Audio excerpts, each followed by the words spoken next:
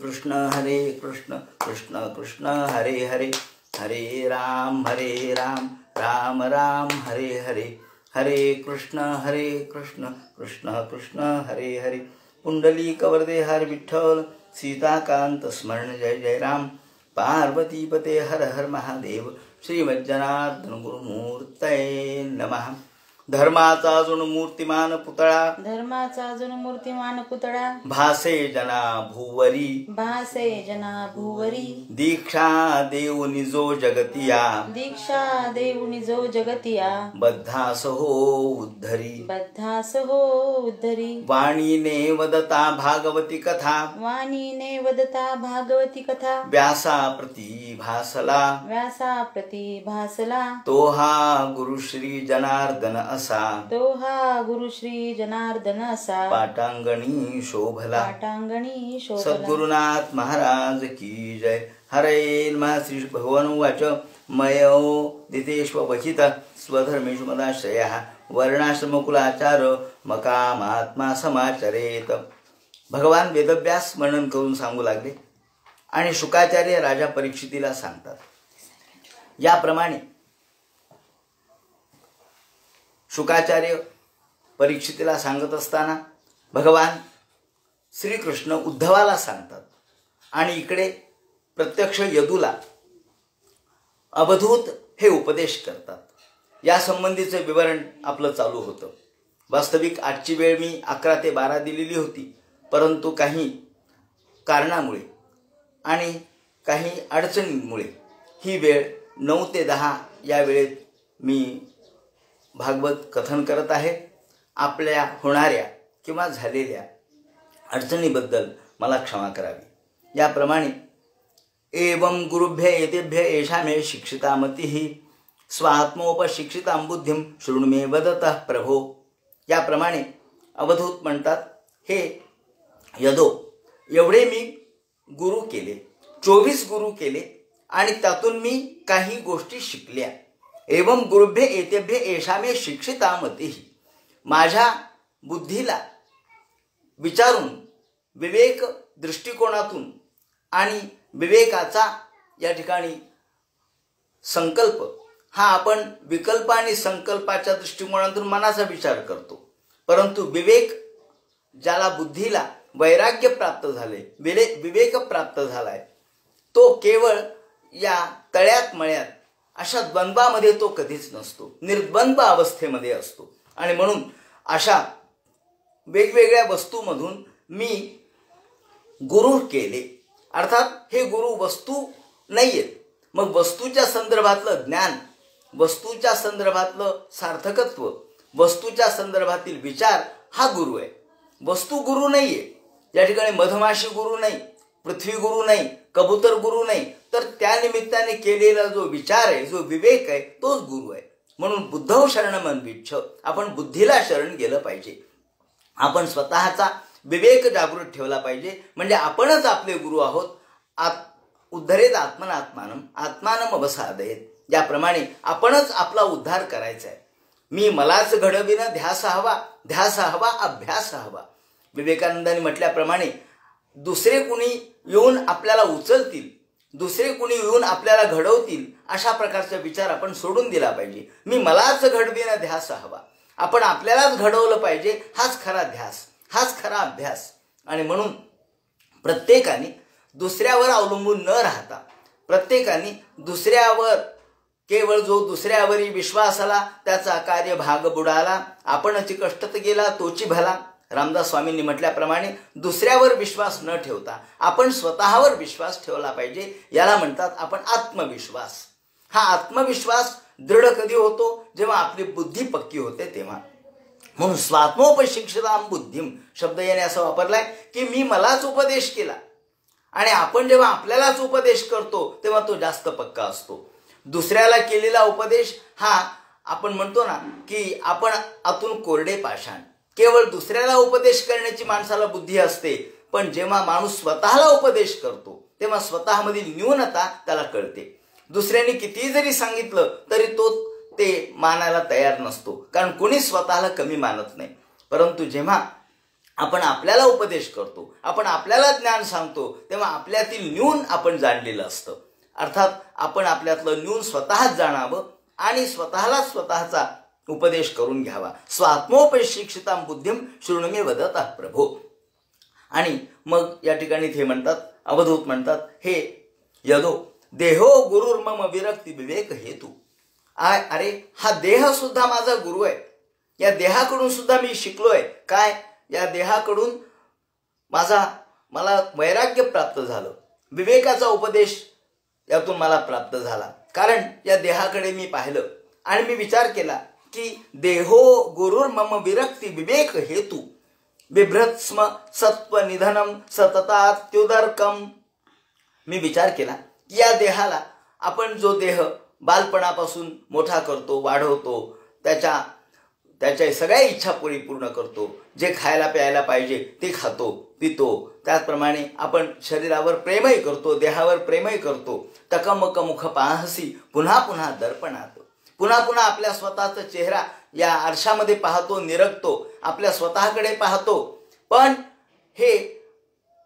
हा चेहरा, हे तारुण्य किंवा हा देह हा कायम टिकणार आहे का, असा मी स्वतःच विचार केला. आणि मग माझ्या लक्षात आलं की तत्वान्यनेन विमृशामि यथा तथापि पारक्यमित्यमवसितो विचाराम्य संगाः, की हा देह टिकणारा नाही. बालपणी जो देह होता, तारुण्यामध्ये जो देह होता, तो पुढे राहिला नाही. आपण किती म्हणतो तारुण्यामध्ये मी येऊन करील, मी त्यों करील, आणि आपण आपल्या शक्तीच्या जोरावर तो करतो. आणि तो जेव्हा म्हातारा होतो, जख्ख म्हातारा होतो, त्याला बसली जागा उठवत नाही किंवा झोपली जागा ही सुद्धा त्याला स्वतःच्या जागेवरून उठता येत नाही. आणि मग तो म्हणतो, अरे मी किती कामं केले, मी असं करत होतो, मी तसं करत होतो, मी एवढ्या झटपट सगळे कामं करत होतो, अहो मी मी मी काय करतो, तू काहीच करत नव्हतास. त्याला असं वाटतं की या देहाने सगळं केलंय, पण नाही, या देहाने केलेलं नाही, या देहामधली शक्ती. मग ती शक्ती राहिली का? नाही राहिली. देह तो राहिला पण शक्ती राहिली नाही. देह तोच आहे, देह बदलला नाही, शरीर बदललं नाही, पण आपली शक्ती कमी झाली, ऱ्हास झाला. मग हा ऱ्हास किंवा शक्ती कमी होणे हे शेवटी आपल्या या चैतन्य कायम जरी असलं तरी आपल्या अंतःकरणामध्ये कितीही इच्छा असली तरी ती आपण कार्यशक्तीमध्ये प्रवर्तित करू शकत नाहीत, परिवर्तित करू शकत नाहीत. म्हणजे आपल्या नश्वरतेचा अनुभव मला आला. आणि म्हणून ते म्हणतात की माझा देह सुद्धा गुरु आहे, कारण वैराग्य आणि विवेकाचा उपदेश त्याने केला. जन्म आणि मरण या देहाला आहे.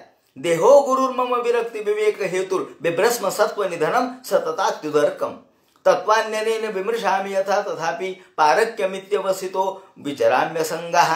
आणि म्हणून मी स्वतः पारक्य म्हणजे परकेपणा, की हा मी जो मी म्हणतो तो मी नाहीये.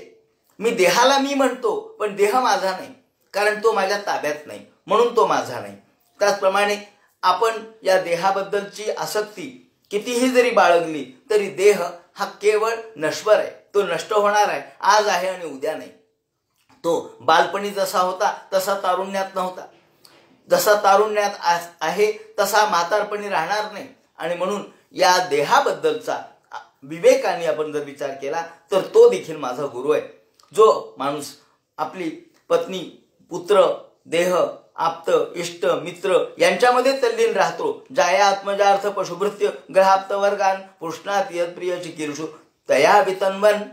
तो आपल्या मुलाबाळामध्ये तल्लीन राहतो, तो बायकोमध्ये तल्लीन राहतो, तो घरादारामध्ये तल्लीन राहतो. देह, स्त्री, पुत्र, मित्र, अनुचर हे वृषातोषे हे तोर्ममेथम.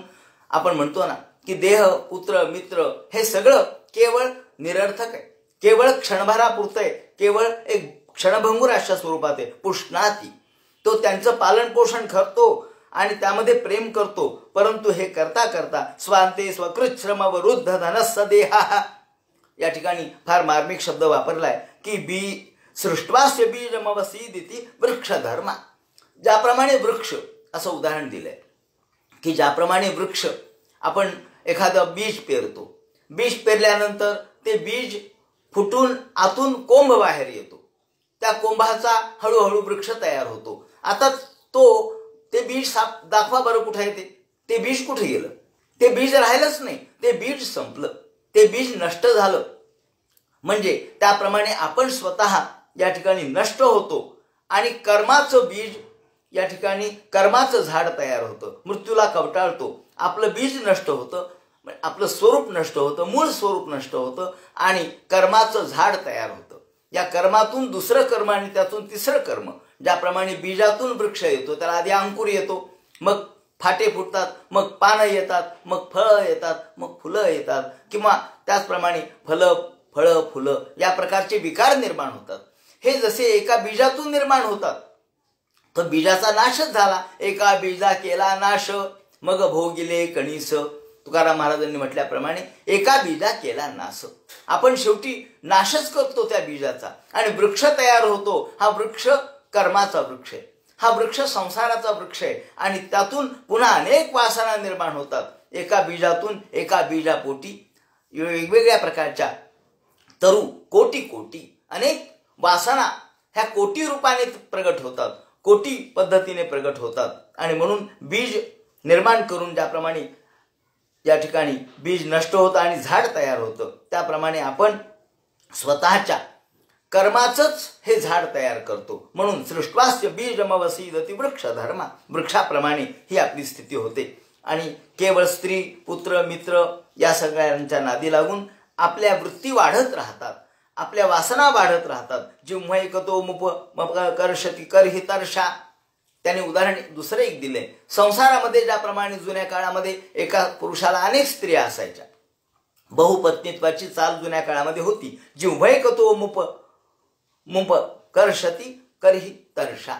ज्याप्रमाणे आपल्या एखाद्या पुरुषाला अनेक स्त्रिया असाव्यात आणि अनेक स्त्रिया त्या पुरुषाच्या वरती हक्क दाखवतात, त्याला रोज काही ना काहीतरी मागतात. एका स्त्रीची इच्छा पूर्ण केली की दुसऱ्या ती पूर्ण केली की तिसरी. याप्रमाणे केवळ अनेक स्त्रियांचा पती ज्याप्रमाणे त्रस्त होतो, परेशान होतो. जिव्हैकतो मुप पकर्षति तर्हि कर्षा. तसा जिव्हा ही एकीकडे ओढते. या ठिकाणी त्यांनी वर्णन केले की 5 इंद्रिय जे ज्ञानेंद्रिय आणि 5 कर्मेंद्रिय, असे 10 इंद्रिय आणि 11वं मन, अशा 11 या ठिकाणी गोष्टी त्याला ओढत राहतात. जिव्हैकतो मुप कर्षति तर्हि कर्षा. माणसाला अनेक स्त्रिया असाव्यात, त्याप्रमाणे प्रत्येक जण त्याला ओढतो. देहाभिमानी जीवाला हे ओढत राहतात. हा जीव त्रस्त होतो. पंच ज्ञानेंद्रिय, पंच कर्मेंद्रिय आणि मन यांच्या नादाने तो सगळीकडे ओढला जातो. त्याची अवस्था इतकी दुर्घट होते की तो जीव त्रस्त होतो. कधी इकडं ओढला जातो तर कधी तिकडं ओढला जातो, कधी या स्त्रीच्याकडे तर कधी त्या स्त्रीच्याकडे. ही स्त्री कोणती आहे ते म्हणतात, अहो ह्या इच्छा किंवा वासना ही स्त्री आहे. कोणती तर कधी पाहण्याची इच्छा आहे, कधी चांगलं चुंगलं खाण्याची इच्छा आहे, कधी ऐकण्याची इच्छा आहे, कधी दूर जाण्याची इच्छा आहे, कधी कर्म करण्याची इच्छा आहे. वेगवेगळ्या पंच ज्ञानेंद्रिय आणि पंच कर्मेंद्रियाच्या वासना माणसाला ओढत राहतात. जिव्हैकतो मुम पपकर्षति तर्हि कर्षा. शिष्णोन्यतस्त्वगुदरम श्रवणम कुतश्चित. कधी पोटाची भूक आहे, कधी कानाला सुंदर ऐकावंसं वाटतं, कधी डोळ्याला सुंदर पाहावंसं वाटतं, तर कधी चांगलं चुंगलं खावंसं वाटतं. घ्राणोन्यतश्चपल दृक्पच कर्मशक्ती. वेगवेगळ्या या ठिकाणी जीवाला ओढणारे एवढे लोक आहेत की त्या जीवाची दुर्दशा होते. आणि बहुव्या सपत्न्य इव गेहपतिम लुनंती असा शब्द इथे वापरलाय. शेवटी त्यांनी एक दृष्टांत दिलाय, भव्य सपत्न्य इव गेहपतिम.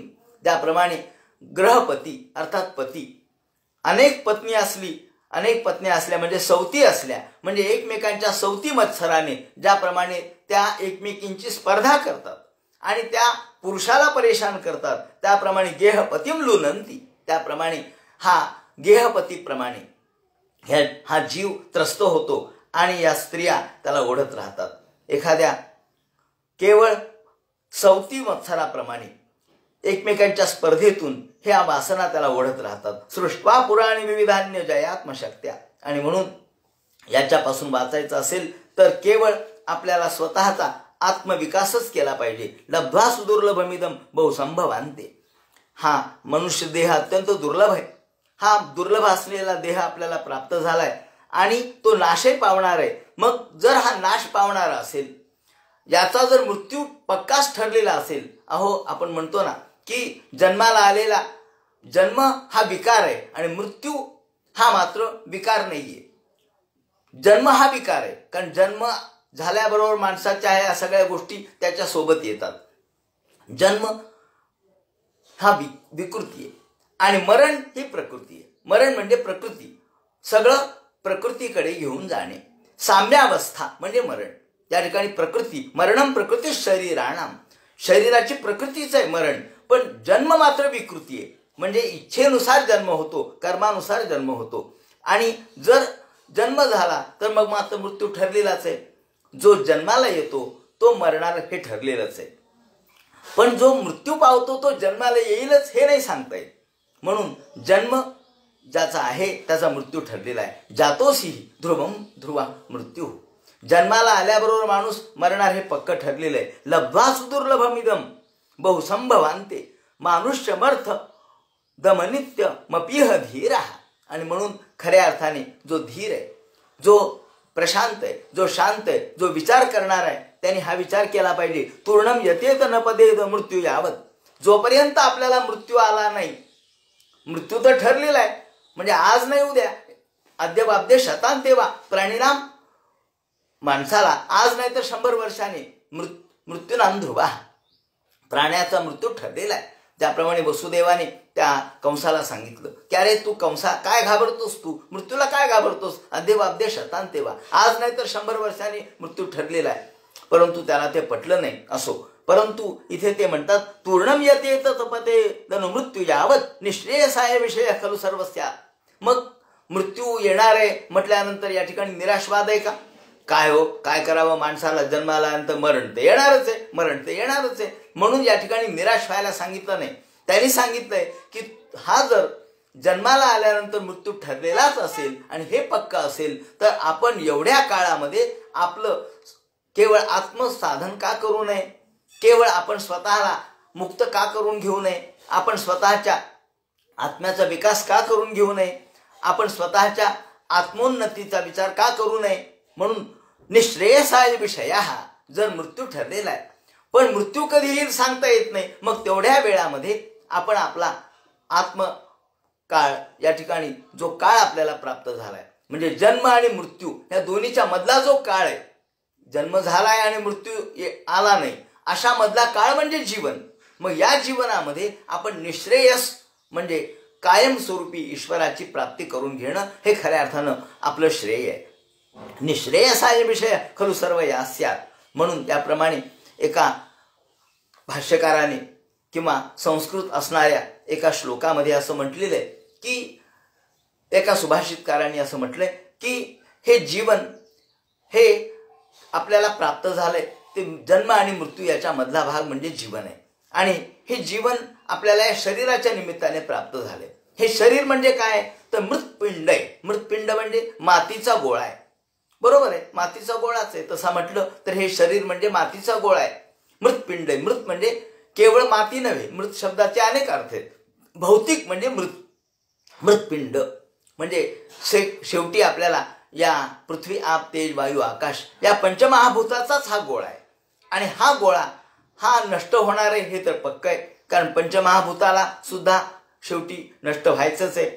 पण त्याचा हा जो गोळा आहे, त्याचा हा जो पिंड आपल्याला मिळाला आहे, पिंड म्हणजे शरीर, हे मृतपिंड चक्र भ्रमणेन पात्रम, वेगवेगळ्या ठिकाणी जाऊन म्हणजे 84 लक्ष योनीमध्ये फिरून, भ्रमणेन म्हणजे काय, वेगवेगळ्या ठिकाणी भ्रमित फिरून, म्हणजे कधी तो ढेकणाच्या जन्माला गेला, कधी डासाच्या, कधी चिलटाच्या, कधी वाघाच्या, कधी सिंहाच्या, कधी लांडग्याच्या, कधी हत्तीच्या, कधी डुकराच्या, कधी गाढवाच्या, वेगवेगळ्या जन्माला जात जात जात जात तो 84 लक्ष योनी फिरून मानव जन्माला प्राप्त झालाय.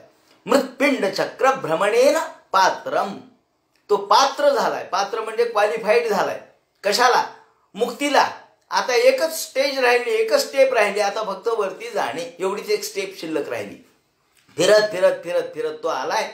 आणि जसं भ्रमणेन पात्रम शब्दाने हाही अर्थ व्यक्त केलाय की ज्याप्रमाणे हा कुंभार एखादा घडा घडवतो त्यावेळेला तो त्या चाकावर, त्याला गतिमान चाकावर त्याला फिरवतो आणि जसं जसं ते चाक फिरत राहतं तसा तसा त्या घड्याला आकार प्राप्त होतो.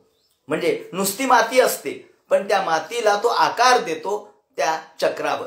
आपण ते गाणं ऐकत असतो की मातीला आकार तू वेडा कुंभार. भगवंताला वेडा कुंभार म्हटलंय की या गतिमान असणाऱ्या चक्रावर, कोणतं चक्र आहे हे कालचक्र आहे. काळरूपी चक्रावर ही मातीला आकार देणारा भगवान आहे. आपल्याला शरीर प्राप्त करून देणारा भगवान आहे. तो या मातीला आकार प्राप्त करून देतो आणि कसं तरी आपण जन्माला येतो. आपलं हे मडकं जन्माला येतं, आपलं हे गाडगं जन्माला येतं, आपण वेगवेगळ्या रूपात जन्माला येतो. कधी आपण वेगवेगळ्या योनीमध्ये फिरतो आणि फिरत फिरत फिरत आता मात्र मानव जन्माला आल्यानंतर पात्र झालो. ते म्हणतात तुम्ही जर पात्र झालात तर आता काय करावं लागेल? मृत्पिंड चक्र भ्रमणेन पात्रम. इकडे पात्र म्हणजे पात्र होणे, क्वालिफाईड होणे किंवा अगदी योग्यता प्राप्त होणे. आणि दुसरा पात्र शब्दाचा अर्थ पात्र म्हणजे भांड. आता तू एक चांगलं भांड तयार झालंय. कोणतं? चांगला घडा तयार झालाय. कशाने झालाय? तो भ्रमणेनं, फिरून फिरून झालाय. आता मात्र तो पक्का झाला. मृत्पिंड चक्र भ्रमणेन पात्रम. हा मृत्पिंडच, हे मातीचं भांड, हे आता पात्र झालं. खणखण खणखण वाजवलं. आपण बघतो ना की जेव्हा ते भाजलं जातं चांगलं तेव्हा ते खणखण वाजतं. कच्चा घडा काही उपयोगाचा नसतो, पक्का झाला पाहिजे. आणि मग जेव्हा कुंभार त्याला खणखण वाजवतो, वा वा हे चांगलं झालं, आता पात्र झालं. आणि मग ते पात्र झाल्यानंतर त्या घड्याला तो घडा शेवटी कशाला उपयोगी पडतो? पाणी पिण्यासाठी. तो घडा कशासाठी उपयोगी पडतो? उन्हाळ्यामध्ये त्याच्यामध्ये पाणी साठावं आणि लोकांची तहान भागावी म्हणून हा घडा उपयोगी पडतो. जातोसी नारी जनवल्लभोसी. त्याने असं म्हटलंय की मृत्पिंड चक्र भ्रमणेन पात्रम जातोसी नारी जनवल्लभोसी. आणि मग स्त्रिया त्याला कमरेवर घेतात म्हणे. त्याला घडा कमरेवर घेऊन पाण्याला जातात नदीवरती. जुन्या काळामध्ये घडा कधी कमरेवर, त्याप्रमाणे डोक्यावर घेऊन पाण्यावर जात असत स्त्रिया. याप्रमाणे तुला कमरेवर घेऊन तुला नदीवर घेऊन जातात. त्यामध्ये स्त्रियांचा तू अत्यंत आवडता होतोस, कारण तू घडा आहेस, तू त्यांच्या कमरेवर बसतोस म्हणजे त्यांचा आवडता होतोस. जातोसी नारी जनवल्लभोसी म्हणजे फिरून फिरून तू पात्र झालास. चांगला घड्याचं रूप तुला प्राप्त झालं. तू घडलास. आम्ही बिघडलो, तुम्ही बी घडा ना. आपण घडलो आणि जातोसी नारी जनवल्लभोसी. आपण स्त्रियांना देखील प्रिय झालो. एकीकडे हा घडा आहे आणि दुसरीकडे हा पती म्हणून, प्रियकर म्हणून तो प्रिय होतो. मग आता आपण जर एवढे लाडके झालोत, आपण जर एवढे चांगले आहोत, आपण जर सर्वांना आवडतो, तर मग काय केलं पाहिजे? त्यांनी सांगितलंय अन्नेन पानेन जनम भजस्व. अरे हे घड्या, तू जर एवढा चांगला झाला असशील, तू जर फिरून फिरून पात्र झाला असशील, तू जर सर्व स्त्रियांना आवडता झाला असशील, लोकांना आवडता झाला असशील, तर अन्नेन पानेन जनम भजस्व. तर तुझं एकच काम आहे. कोणतं? निदान अन्नेन पानेन, दुसऱ्यांना निदान तुझ्यामध्ये पाणी मिळावं एवढी तर तू सोय करू शकतोस. तू आता फुटका नाहीयेस, तुझ्यामध्ये काही छिद्र पडलं नाही, तू काही गळका नाहीयेस. मग तू जर एवढा चांगला असशील तर तुझ्यामध्ये असलेल्या पाण्याचा उपयोग लोकांना करून दे. म्हणजे लोकांची निदान तहान भागव, लोकांची गरज पूर्ण कर. अन्नेन पानेन जनम भजस्व. जनांची सेवा कर. ही सेवा कोणती आहे? पाणी देणं ही देखील सेवाच आहे.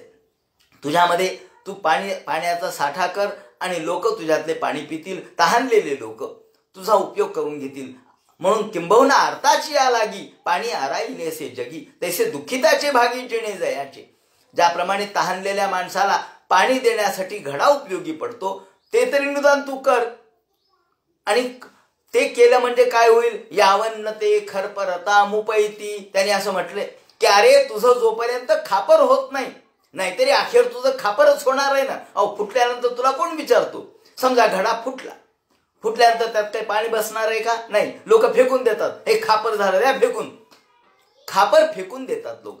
ते म्हणतात यावन्न ते खरपरता मुपैती. जोपर्यंत तुझं खापर होत नाही, अर्थात जोपर्यंत तुझं जीवन नष्ट होत नाही, अर्थात जोपर्यंत तुला मृत्यू येत नाही, तोपर्यंत तरी निदान परोपकार कर. अन्नेन पानेन जनम भजस्व. या ठिकाणी जन्म भजस्व, लोकांची सेवा कर, ईश्वराला प्राप्त करून घे. म्हणून निःश्रेयसाय विषय खरु सर्व यस्यात.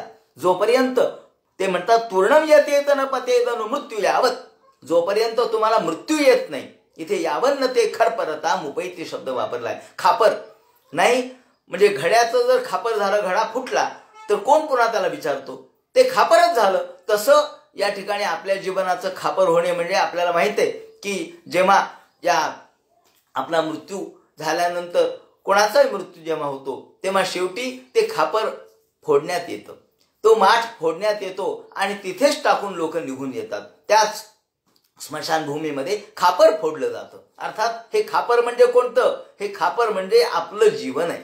हे खापर म्हणजे हे मडकं फुटलंय, आता हे मडकं उपयोगाचं नाही. आकार संपून गेला, जीवन संपून गेलं. मग जीवन संपून गेल्यावर तू काय करणार आहेस? म्हणून जोपर्यंत तुला हे जीवन मिळालंय, हे जन्म आणि मृत्यूच्या मधला काळ मिळालाय, तोपर्यंत तू जनतेची सेवा कर, समाजाची सेवा कर, ईश्वराची प्राप्ती करून घे. निःश्रेयसाय, काहीतरी निःश्रेयस प्राप्त करून घे. एवं संजात वैराग्यो विज्ञानालोकात्मनी विचरामि महिमेता मुक्त संगोनहं कृतेहि. ते म्हणतात या देहाकडून मी हे शिकलो. अवधूत म्हणतात देहाकडून मी हे शिकलो की या देहाने काय प्राप्त करून घेतलं पाहिजे, या देहाने आपल्याला काय काय मिळवलं पाहिजे. देह प्राप्त झालाय तर जोपर्यंत हा देह नष्ट होत नाही, हा बुडबुडा जोपर्यंत नष्ट होत नाही, या बुडबुड्याला जोपर्यंत आकार आहे तोपर्यंतच हा बुडबुडा टिकणार आहे. परंतु एकदा हा बुडबुडा नष्ट झाला की पुन्हा तो संपला. हा घडा एकदा नष्ट झाला, त्याचं एकदा खापर झालं की संपलं. म्हणून वेगवेगळ्या जन्मामध्ये आपण फिरून फिरून फिरून शेवटी आता पात्रतेला आलेलो आहोत. ही पात्रता आपण प्राप्त करून घेतलीये, ही योग्यता आपण प्राप्त करून घेतलीये. सृष्ट्वा पुराणे विविधान्य जयात्मशक्त्या वृक्षां सरीसृप पशून खगदंश मत्स्यान. ते म्हणतात वेगवेगळ्या योनीमध्ये आम्ही गेलो. कोणत्या? वृक्षां. कधी वृक्षाच्या जन्माला गेलो, कधी सरीसृपाच्या, कधी सर्प झालो, कधी विंचू झालो, कधी नाग झालो, कधी खेकडा झालो, खगदंश मत्स्यान.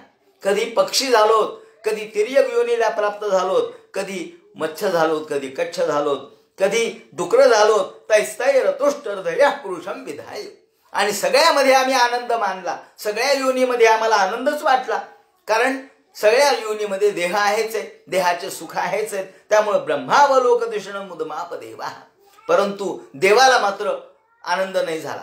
आणि जेव्हा त्याला मनुष्य जन्म प्राप्त झाला, मी परवाच सांगितलं की मुदमाप देवा असा शब्द आलेला आहे. देवाला आनंद झाला ब्रह्मदेवाला जेव्हा याला मनुष्य त्यांनी निर्माण केला. ब्रह्मदेवाने जेव्हा मानव निर्माण केला, अनेक योनी निर्माण त्यांनी केल्या, परंतु त्यांना आनंद झाला नाही. खग झाले, मृग झाले, त्याचप्रमाणे सरीसृप झाले, हे सगळे निर्माण झाले, परंतु ब्रह्मदेव समाधानी झाले नाहीत. पण मानव निर्माण झाल्याबरोबर जेव्हा त्यांच्या शरीराचे 2 भाग झाले आणि त्यातून शतरूपा आणि मनु जन्माला आले, तेव्हा ब्रह्मदेवाला आनंद झाला. वारे वा, आता हा काहीतरी धर्म कर्म करील. आनंद कशामुळे झाला? भोग घेण्यासाठी आनंद नाही झाला. भोग तर सगळ्याच योनीत आहेत, भोग तर सगळ्याच जीवाना आहेत. पण हा आनंद याच्यासाठी झाला की आता हा काहीतरी धर्म कर्म करील, मला प्राप्त करून घेईल, आत्मकल्याण करील. म्हणून ब्रह्मावलोक दिशणं मुदमाप देवा. मुदमाप देवा, देवाला आनंद झाला आणि त्याला वाटलं की आता हा खऱ्या अर्थाने मानव जन्माचं कल्याण करील, धर्माची स्थापना करील. असा हा देह आपल्याला प्राप्त झालाय. लब्ध्वा सुदुर्लभमिदं बहुसंभवान्ते. आणि इतक्या मोठ्या कष्टाने हा देह प्राप्त झालाय. लब्ध्वा सुदुर्लभ, या ठिकाणी सुदुर्लभ शब्द वापरलाय. सुदुर्लभ म्हणजे अत्यंत अवघड आहे, प्राप्त होणं अत्यंत कठीण आहे, दुर्लभ आहे. सुदुर्लभ हा या ठिकाणी देहाच्या बाबतीत सुलभम सुदुर्लभम असे दोन्ही शब्द वापरले जातात. सुदुर्लभही आहे आणि सुलभ कशामुळं? सुलभ याच्यामुळे की आता आपल्याला धर्म करणं सुलभ आहे, धर्म कर्म करणं सुलभ आहे, आपल्याला मुक्ती मिळवणं सुलभ आहे, म्हणून सुलभ आहे. देहातून मुक्ती मिळवता येते, इतर देहामध्ये मुक्ती नाही. पशुदेही नाही गती ऐसे सर्वत्र बोलती. म्हणून पशुदेहातून मुक्ती नाही, म्हणून हा सुलभ आहे. मुक्ती मिळवण्याच्या दृष्टीने सुलभ आहे, पण तसा म्हटलं तर दुर्लभ आहे. कारण 84 लक्ष योनीमधून फिरून यावं लागतं, म्हणून दुर्लभ आहे. मानुष्य मर्थ मद दम नित्यमपीह धीरा. तूर्णम यतेत न पतेत न मृत्यू यावत निश्रेयसाय विषय खलु सर्वस स्यात्. याप्रमाणे आपण निश्रेयस प्राप्त केलं पाहिजे. निश्रेयस म्हणजे परमकल्याण, निश्रेयस म्हणजे परमकल्याण. आपलं या ठिकाणी परमकल्याण कशात आहे? तात्पुरतं सुख तर सगळ्याच गोष्टीत आहे. तात्पुरतं सुख आपल्याला सगळ्याच गोष्टीत प्राप्त होतं, पण कायमस्वरूपी आनंद प्राप्त करून घेण्याचं काम या देहाने जर केलं तर देहाचा उपयोग आहे. देह हे साधन आहे. या साधनाच्या द्वारे आपल्याला साध्य करायचंय, साध्य मिळवायचंय. एवं संजात वैराग्यो, आणि अशा प्रकारचं वैराग्य मला प्राप्त झालं. ज्या वैराग्यातून मी या ठिकाणी हे म्हणतात अवधूत, मला विरागता प्राप्त झाली. देहाने सुद्धा मला काही शिकवलं. आपण आपलं देह रोज स्नान करतो, जेवण करतो, झोपतो, पण देहाकडून काही शिकत नाहीत. पण अवधूताने आपल्याच देहाकडून ज्ञान ग्रहण केलं. पहा, म्हणजे वस्तूतून ज्ञान ग्रहण करण्याची क्षमता शेवटी आपल्यातच असावी लागते. वस्तू शिकवत नसते तर आपण केलेला विचार आपल्याला शिकवत असतो. न हे तस्मात् गुरोर ज्ञानम सुस्थिरम स्यात् पुष्कलम ब्रह्मैतद्वितीयं वै गीयते बहुधनशिभिः. याप्रमाणे मी अनेक गोष्टीमधून ज्ञान मिळवलं. माणसाने हे ज्ञान वेगवेगळ्या वस्तूच्या निमित्ताने मिळवावं. आणि वस्तू ज्ञान देत नसते, कोणतीच वस्तू ज्ञान देत नसते. ज्ञान देतात ते आपले विचार. आणि म्हणून अशा प्रकारे केवळ एकाच गुरुकडून नव्हे तर अनेक गुरु मी केले. कारण एकाच गुरुचं ज्ञान उपयोगी पडत नाही. आपण एकाच पद्धतीने विचार करून चालत नाही. तर तो समन्वयात, या सर्वांचा समन्वय आपल्याला घालता आला पाहिजे. या सर्वांचा समन्वय करता आला पाहिजे. जगातली कोणती वस्तू ही वाईट नाहीये. जगातली कोणतीही वस्तू निरर्थक नाहीये. प्रत्येक गोष्टीला एक सार्थकता आहे. प्रत्येक गोष्ट महत्वाची आहे. आणि म्हणून आपण प्रत्येक वस्तूमधून ज्ञान मिळवलं पाहिजे. प्रत्येक वस्तूमधून आपण स्वतः विचार केला पाहिजे. या ठिकाणी एका आयुर्वेदातला संदर्भ असा आहे की एक गुरु होते आणि या गुरुनी शिष्याला ज्ञान सगळं दिल्यानंतर शिष्य म्हणाले की का म्हणले गुरु महाराज, मी तुम्हाला काय गुरुदक्षिणा देऊ? आता त्यांना माहित होतं, त्यांनी बाकीच्या शिष्याला गुरुदक्षिणा मागितली, पण याला सांगितलं की तू मला गुरुदक्षिणेच्या रूपाने काही देऊ नकोस, पैसा देऊच नकोस, धन देऊ नको, संपत्ती देऊ नको. मग काय देऊ म्हणले महाराज? एक काम कर म्हणले, मला तू गुरुदक्षिणेच्या रूपाने जगात एक कोणती वनस्पती ही निरर्थक आहे एवढी आणून दे म्हणले, बाकी काही नको. तो म्हणला बरं. त्याला वाटलं काय सोपं आहे, निरर्थक वनस्पती तेवढी आणून द्यायची. कोणतीही गोष्ट म्हणजे वृक्ष, वनस्पती, झाड अशी कोणतीही वस्तू मला आणून दे की जी निरर्थक आहे निसर्गातली. तो गेला आणि तो 12 वर्ष फिरत राहिला. आता हा मोठा हुशार होता, आयुर्वेदातला तज्ज्ञ होता, ज्यांनी सगळ्या जगामध्ये फिरला आणि सगळ्या वस्तू, या नैसर्गिक वस्तू, मग झाड, मग त्या झाडाचा विचार केला.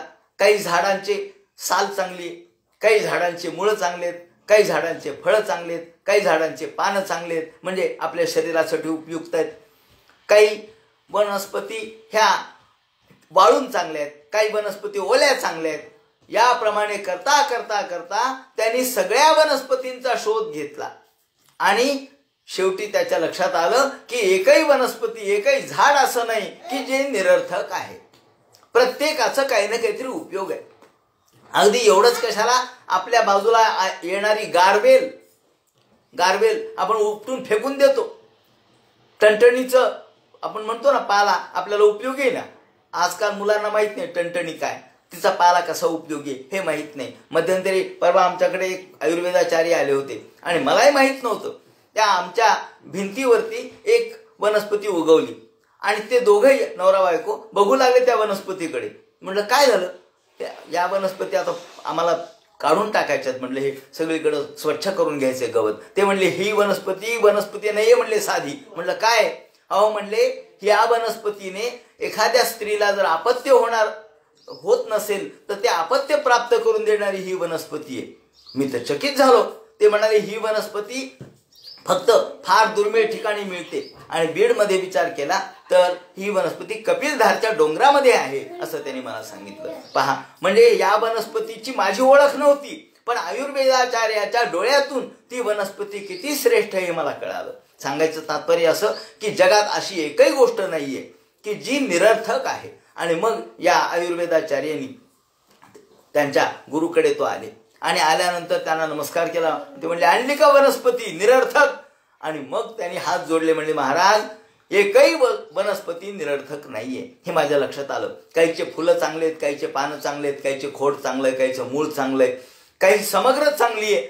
आणि या पद्धतीने विचार केला, काय कशाची सावली चांगली आहे, कशाचं वारा चांगला आहे. याप्रमाणे विचार केल्यावर ते चकित झाले. ते म्हणले, बस यावर एक ग्रंथ लिहून काढ म्हणल्यानंतर तो मला अर्पण कर. याप्रमाणे याच्यावर एक ग्रंथ लिहिला आणि तो समर्पित केला. याला असे जे आयुर्वेदाचार्य प्राचीन काळामध्ये होऊन गेले, मोठमोठे वाघभटासारखे किंवा चिकित्सक, अशा प्रकारच्या वनस्पतीचा विचार करणारे, वृक्ष आयुर्वेदासारखे लेखन करणारे, जे मोठमोठे श्रेष्ठ दर्जाचे वैद्य होते, विशारद होते, हे ज्ञान मिळवत होते आणि यातून मग एक ग्रंथ सिद्ध झाला. असो, याप्रमाणे सांगायचं तात्पर्य असं की माणसाने फक्त गुरु शोधता आला पाहिजे.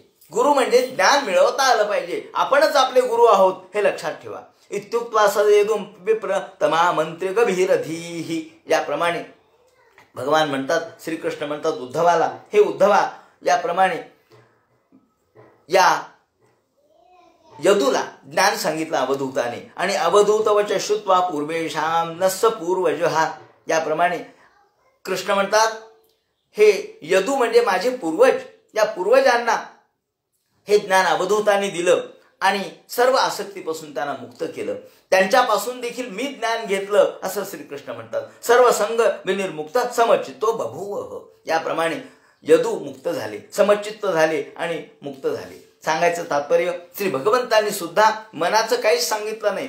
पूर्वीचे सगळे जे तत्वचर्चा आहेत, इतिहास आहेत, ते सांगितले. याप्रमाणे श्रीकृष्णांनी अन्वीक्षेत विशुद्धात्मा देहिनाम विषयात्मना. आणि मग भगवान श्रीकृष्ण उद्धवाला म्हणतात, मयोदितश्वविहित स्वधर्मेषु मदाश्रयः. माणसाने आपल्या धर्माचा त्याग कधी करू नये. आपला धर्म माणसाने पाळावा. जो जो आपला धर्म आहे त्या धर्माचं परिपालन योग्य रूपाने करावं. सुप्तस्य विषया लोकोद्यायते वा मनोरथः. माणसाने केवळ झोपेतून उठलेला माणूस ज्याप्रमाणे अनेक विषयांना पाहतो, जागेपणाने तो विषयाचं चिंतन करतो, इंद्रियांनी दिसणारे विषय तो पाहतो, परंतु ते खोटे आहेत याची जाणीव त्याला व्हायला पाहिजे. आणि ही भेदबुद्धी देखील खोटी आहे. जी भेदबुद्धी आहे, जोपर्यंत भेद आहे तोपर्यंत दुःख आहे. निवृत्तम कर्म सेवेत प्रवृत्त मत्परस्तेजेत. माणसाने दोन प्रकारचे कर्म आहेत, एक निवृत्तीपर कर्म आणि एक प्रवृत्तीपर कर्म. प्रवृत्ती म्हणजे केवळ रोचनार्था फलश्रुती. रोचनार्था म्हणजे आपली आवड निर्माण व्हावी म्हणून फलश्रुती सांगितली आहे. खरं सांगायचं तात्पर्य बरं का, आता कारण 11वा स्कंद आहे, हा ज्ञानाचा स्कंद आहे. त्यामुळं आपल्याला जे जे कुठल्याही कहाणीमध्ये पहा किंवा एखाद्या कथेमध्ये पहा किंवा एखाद्या स्तोत्रामध्ये पहा, लिहिलेलं असतं, विद्यार्थी लभते विद्याम, धनार्थी लभते धनम, पुत्रार्थी लभते पुत्रान, मोक्षार्थी लभते गतिम. हे खोटं आहे का हो? नाही, खोटं नाहीये. पण म्हणजे काय, हे फक्त तुम्हाला आवड निर्माण व्हावी. तुम्हाला ज्याला धन पाहिजे त्याला धन मिळेल, ज्याला विद्या पाहिजे त्याला विद्या मिळेल, ज्याला पुत्र पाहिजे त्याला पुत्र मिळेल, ज्याला संतती पाहिजे त्याला संतती मिळेल, ज्याला नोकरी पाहिजे त्याला नोकरी मिळेल. हे सगळं कशासाठी सांगितलं की सगळ्या प्रकारच्या लोकांनी हे म्हणावं म्हणून. आपण लहान मुलांना स्तोत्र शिकवतो, काही मंत्र शिकवतो, काही उपासना शिकवतो. आपण म्हणतो चला दिव्या दिव्या दीपत्कार काणी कुंडल मोतीहार म्हणा. कशामुळं? लहान मुलाला काही ना काहीतरी संस्कार घडले पाहिजेत. चांगले संस्कार वाया जात नसतात. लहानपणी जर तसे संस्कार घडत गेले तर त्याच्या जिभेला ते वळण लागतं. आणि म्हणून दिवा लावल्यानंतर नमस्कार करावा, मोठ्यांना नमस्कार करावा. हे वाईट आहे का? नाही. तुळशी पुढे राम पोथी वाची. तेव्हा तुळशी पुढे राम पोथी वाची हे वाईट आहे का? नाही. शेवटी तुळशीच्या जवळ जाणं म्हणजे प्राणवायू आपल्याला प्राप्त होतो, हे आता विज्ञान सिद्ध करते. म्हणून तुळशीच्या जवळ दिवा लावणं, त्या निमित्ताने आपण त्याच्या जवळ जातो. दिव्याला नमस्कार म्हणजे तेजाला नमस्कार, प्रकाशाला नमस्कार, हे आपल्याला आज कळू लागलं. पण लहानपणी ते कळत नाही. म्हणून दिव्याच्या निमित्ताने दिव्या दिव्या दीपत्कार शिकवावं लागतं. म्हणजे रोचनार्था फलश्रुती. तो हे म्हण मी तुला पेढा देईल, हे तू म्हण मी तुला चॉकलेट देईल, असं म्हणावं लागतं. का? तर त्या निमित्ताने संस्कार होत जातात आणि संस्कार हे श्रेष्ठ आहे. चॉकलेट पेढा हे केवळ रोचना, आवड निर्माण व्हावी म्हणून आहे. म्हणून या सगळ्या ज्या कथांच्या कहाण्यामध्ये आपण दिलेलं असतं, ही 60 उत्तराची कहाणी पाचा उत्तरी स्वभाव संपूर्ण. म्हणून मग जसं याला झालं तसं तुम्हाला घडावं असं लिहिलेलं असतं कहाणीमध्ये. किंवा जसं तिच्यावर कोप झाला तसा तुमच्या आमच्यावर होऊ नये असं लिहिलेलं असतं एखाद्या लक्ष्मीच्या कहाणीमध्ये.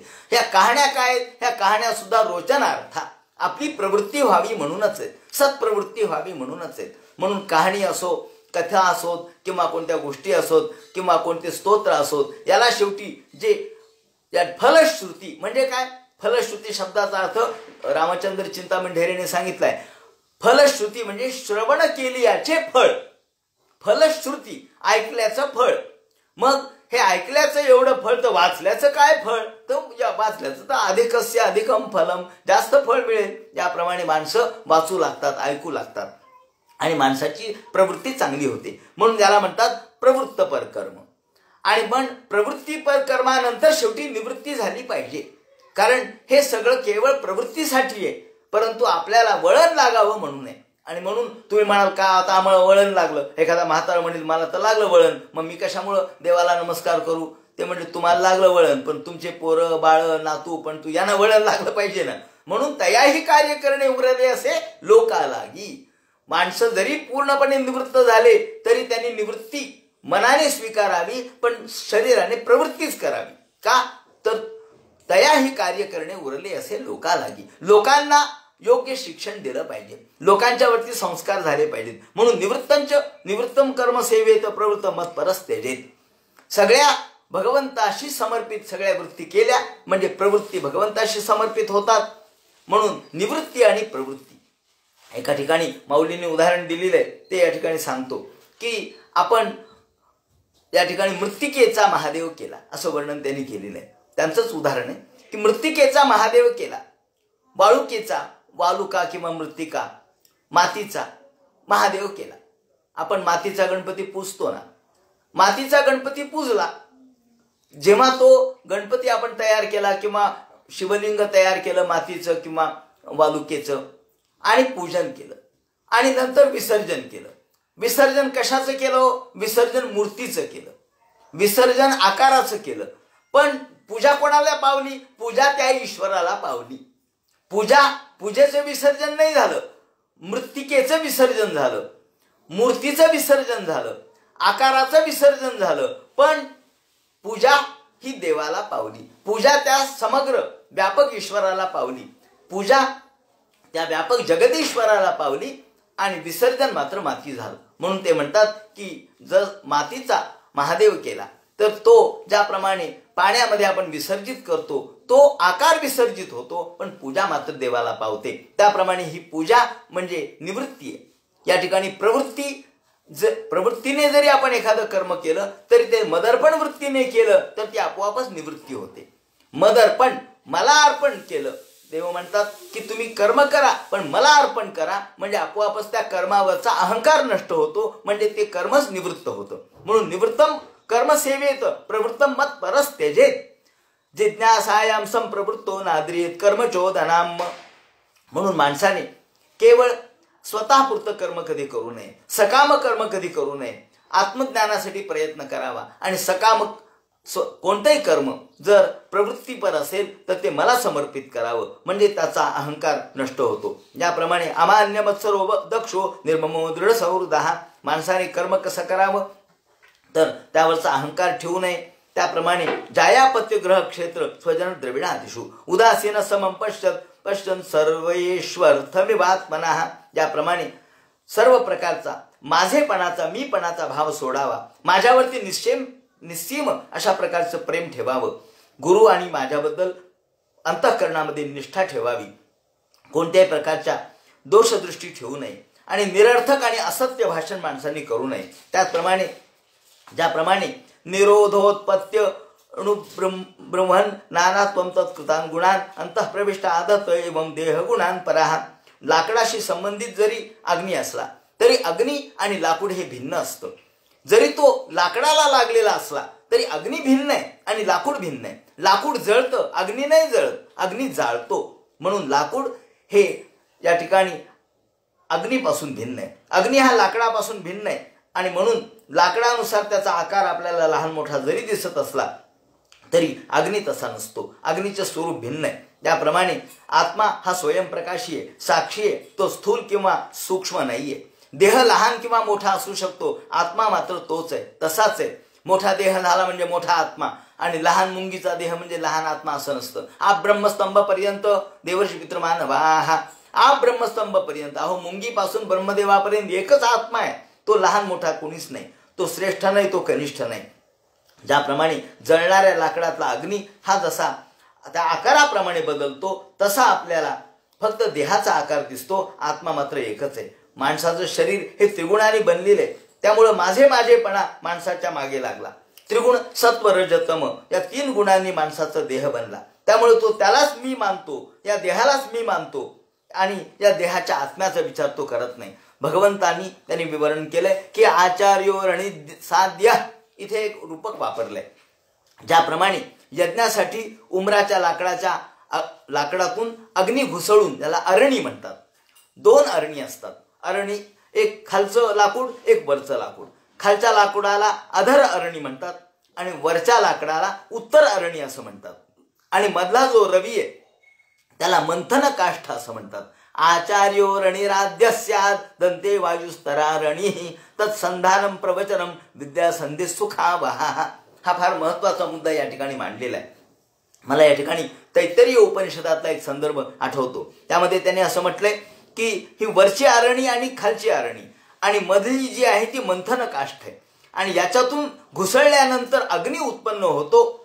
त्याप्रमाणे गुरु आणि शिष्य, या ठिकाणी गुरु ज्ञान देतो आणि शिष्य ज्ञान ग्रहण करतो. या दोन्हीच्या मध्ये काय तयार होतं तर ज्ञान. म्हणजे गुरु आणि शिष्य हे 2 भिन्न आहेत, पण जशी वरची आरणी आणि खालची आरणी हे 2 भिन्न आहेत, पण त्यातून मंथन म्हणजे मंथन करतो. त्यामध्ये जो रवी आहे त्याच्यापासून मंथन करतो आपण आणि त्यातून अग्नी तयार होतो. हा अग्नी लाकडापासून भिन्न आहे. तसं गुरु आणि शिष्य यांच्यामधून जे निर्माण होतं ते ज्ञान. आणि म्हणून तत्संधानम प्रवचनम शब्द फार महत्वाचा वापरलाय. संधानम. आपण गणेश अथर्व शीर्ष म्हणतो, त्याचा पुन्हा एकदा विचार करा. गणेश अथर्व शीर्षामध्ये काय म्हटलंय? गणेश अथर्व अकार पूर्वरूपम, अकार या ठिकाणी मध्यम रूपम, अनुस्वारश्चांत्य रूपम, बिंदुर उत्तर रूपम, नादसंधानम सग्निता संधी. पहा तुम्ही काय म्हटले, नादसंधानम. यातून संधान काय तर नाद. गकार पूर्व रूपम, अकारो मध्यम रूपम, अनुस्वारश्चांत्य रूपम, बिंदुर उत्तर रूपम, नादसंधानम. आता पूर्व आणि उत्तर. गकार पूर्व रूपम म्हणजे जसा हे वरची आरणी म्हणजे पूर्व रूप. गकार पूर्व रूपम, अकारो मध्यम रूपम ती आहे रवी आणि अनुस्वारश्चांत्य रूपम, अनुस्वार अंत्यरूप म्हणजे खालची आरणी आणि यातून निर्माण काय होतं तर नादसंधानम. संधान म्हणजे जोडणे, कनेक्शन. या ठिकाणी आपण म्हणतो ना नेट कनेक्ट झालेलं नाही. हे नेट जेव्हा कनेक्ट होतं तेव्हाच त्यातून आपल्याला अपेक्षित गोष्ट प्राप्त होते. आपण विश्वाशी जोडले जातो. सोपं उदाहरण सांगतो मी. आपण ज्याप्रमाणे नेट जोडलं की विश्वाशी जोडले जातो, त्याप्रमाणे इथे नादाचं संधान झालं की ब्रह्माशी आपण जोडले जातो. तसे आपण भिन्न आहेत, ईश्वर भिन्न आहेत. शरीराने आपण सूक्ष्म आहेत, लहान आहेत, जीव आहेत. शिव स्वतंत्र आहे, शिव वेगळा आहे. पण जोडले कशाने जातो तर नादसंधानम. त्याला जोडण्याचं कनेक्टिव्हिटी या नेटमध्ये आणि हे नेट आहे संधान. आणि म्हणून आपण म्हणतो ना की याला अशा पद्धतीने एक कोडवर्ड असतो. तो कोडवर्ड तयार झाला, कोडवर्ड दाबल्याबरोबर त्यातून कनेक्टिव्हिटी निर्माण होते. त्याप्रमाणे हा नाद संधित होतो, जुळला जातो आणि त्यातून आपण ब्रह्माशी जोडले जातो. इथं जसं विश्वाशी जोडले जातो, जगाशी जोडले जातो, त्या इंटरनेटच्या माध्यमातून, या नेटच्या जाळ्याच्या माध्यमातून, अंतर्जालाच्या माध्यमातून जसे आपण जोडले जातो जगाशी, तसे गणपतये नमः यातला जो नाद आहे त्या नादाने आपण विश्वाशी जोडले, ब्रह्माशी जोडले जातो. सांगायचं मला तात्पर्य असे की जोडले जाण्याला महत्व आहे. आपण भिन्न आहोत, आपण बाजूला आहोत. आपण जोडले गेलो की एक झालो आणि जोडले गेले नाहीत की नाही. जसा करंट जोडलं गेलं तरच करंट बसतो, नाहीतर बसत नाही. म्हणून करंट झाला पाहिजे आपल्यामध्ये, हा ब्रह्माचा करंट आला पाहिजे, उतरला पाहिजे. तत्संधानम प्रवचनम. आणि हे कशाने होतं तर प्रवचनम, त्या ठिकाणी ज्ञानचर्चेने. म्हणून विद्या संधी सुखावहा. विद्या ही संधी आहे. नादसंधानम संहिता संधी. ही संहिता, ही संहिता, ही विद्या. संहिता म्हणजे विद्या, ज्ञान, शब्दज्ञान, ही संधी आहे. आणि संधीने हे नाद जोडला जातो. याप्रमाणे ते म्हणतात. खूप सुंदर विवरण या ठिकाणी केलेलं आहे. वैज्ञानिक दृष्टीने याचा मला वाटतं या श्लोकाचा पुनर्विचार केला पाहिजे. वैशारदी साथ विशुद्ध बुद्धी. आणि अशा पद्धतीने माणसाला गुरुच्या ज्ञानातून वैशारदी बुद्धी प्राप्त होते. वैशारदी म्हणजे विशारद होतो. विशारद म्हणजे विशारद, आज आपण प्रवीण विशारद शब्द वापरतो, पण खऱ्या अर्थाने शारदा शब्द आहे. शारदमध्ये शरद ऋतू, आता सध्या शरद ऋतू चालू आहे. शरद ऋतूमध्ये काय असतं, प्रसन्नता असते, आरोग्य असतं. आणि म्हणून निरोगीपणा, निरोगी बुद्धी तयार होते, शुद्ध बुद्धी तयार होते. वैशारदी शब्दाने व्यापकता हा अर्थ व्यक्त केलेला आहे. व्यापकता, शुद्धता, तेजस्विता, निरोगीपणा हे सगळे अर्थ वैशारदी शब्दाने व्यक्त झालेले आहेत. कारण आपण शारदेची चंद्रकळे माझी अमृतकड कोवळे, ते वेचिती मनमोवाळे चकोर तलगी.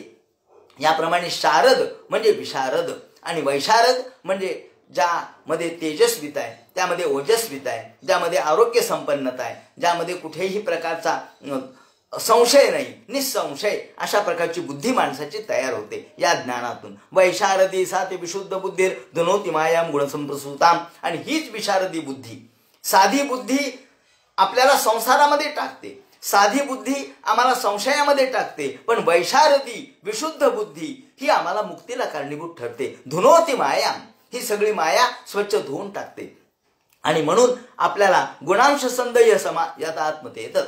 सगळ्या प्रकारचे गुण, कारण गुणातूनच ही माया तयार होते, त्यातूनच आपलं जीवन या ठिकाणी बद्ध होतं. म्हणून त्यातून जर आपल्याला मुक्त व्हायचं झालं तर केवळ या बुद्धीच्या शुद्धतेतूनच हे होऊ शकतं. हे सांगितल्यानंतर मन्यसे सर्व भावानां संसार उत्पत्ती यथा. याप्रमाणे देह हा सुख आणि दुःख हे कसं प्राप्त होतं, त्याप्रमाणे सुख कशाला म्हणायचं, त्याप्रमाणे दुःख कशाला म्हणायचं. आणि या सुख दुःखाच्या निमित्ताने माणूस देह निबद्ध कसा होतो, माणसाला पुण्य आणि पाप याचा विचार कसा होऊ शकतो, गुण कसा निर्माण होतात, कर्म कसे निर्माण होतात, त्यातून जीवाची संस्कृती म्हणजे संसार कसा निर्माण होतो, या संबंधीचं जे प्रश्न उद्धव विचारतील आणि भगवान त्याचे उत्तर देतील, या संबंधीचं विवरण उद्या करण्यात येईल. हरे नमः. पुंडली गौरदे हर विठ्ठल. सीताकांत स्मरण. जय जय राम. पार्वती पते हर हर महादेव. श्रीमज्जनार्दन गुरुमूर्तये नमः. हरे राम राम राम हरे हरे, हरे कृष्ण कृष्ण कृष्ण हरे हरे, हरे राम राम राम हरे हरे, हरे कृष्ण कृष्ण कृष्ण हरे हरे. पुंडली गौरधर विठ्ठल. सीताकांत स्मरण. जय जय राम. पार्वती वदे हर हर महादेव. विद्यार्थी रविजन विष्णु काले वर्ष पृथ्वी